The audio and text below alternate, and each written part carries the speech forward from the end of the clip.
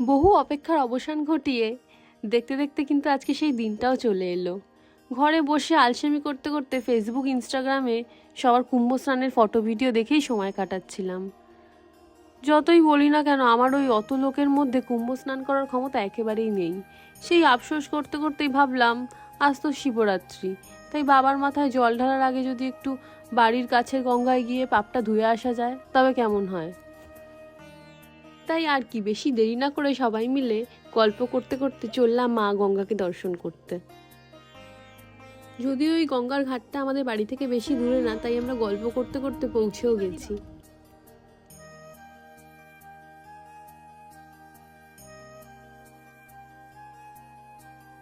যে ভিড়ের ভয়তে কুম্ভে আর স্নান করা হয়ে ওঠেনি, সেই এই ঘাটে এসেও দেখি কি ভিড় এখানে।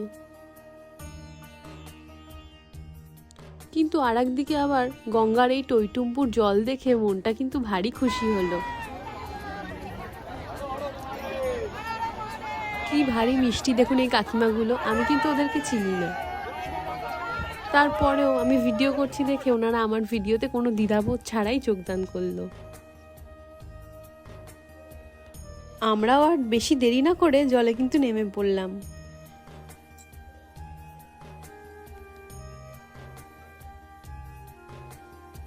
জলে নেমে সূর্যি মামাকে প্রণামটা সেরে দিলাম এক ডুব। ভারী ঠান্ডা ছিল কিন্তু জলটা।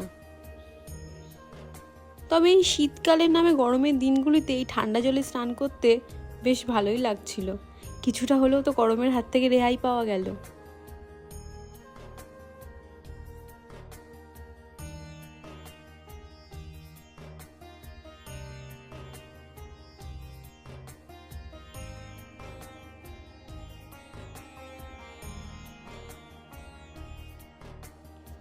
আর বেশি দেরি না করে জল থেকে উঠে এসে মা গঙ্গার পুজোটা সেরে ফেললাম।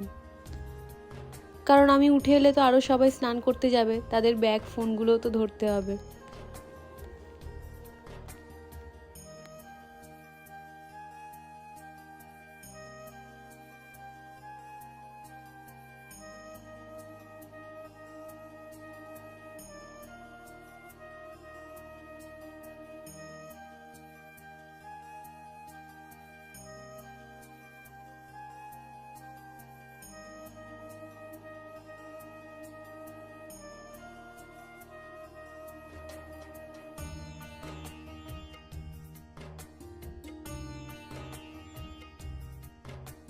যা ভিড় ছিল, ভিডিও করার কোনো পরিস্থিতিই ছিল না সেই দিন।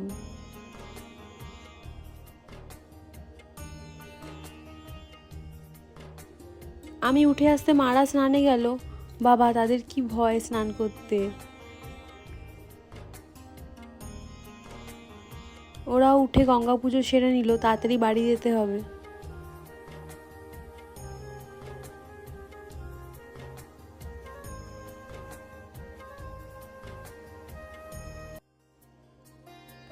সবার মোটামুটি স্নান সারা হয়ে গেছে, এবার আমরা ভিজে জামা কাপড়গুলো পাল্টে বাড়ির দিকে রওনা দেব।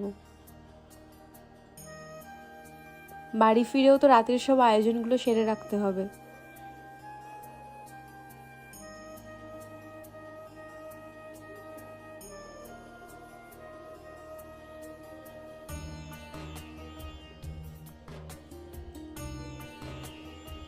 আর তোমরা কারা কারা গঙ্গা স্নান করলে তা কিন্তু কমেন্টে জানাতে একদম ভুলো না।